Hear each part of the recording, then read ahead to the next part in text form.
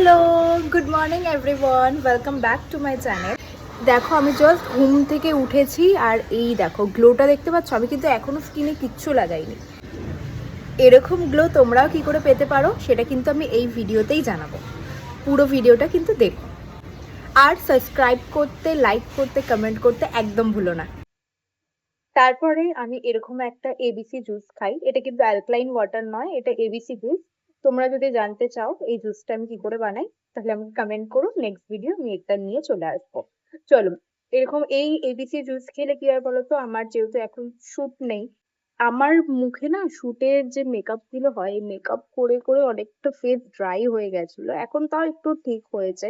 আর এই যেরকম পিম্পলস উঠেছিল, এই এবিসি জুসটা খেলে কি হয়, স্কিন ভেতর থেকে তোমাদেরকে ব্রাইটেন করতে হেল্প করে।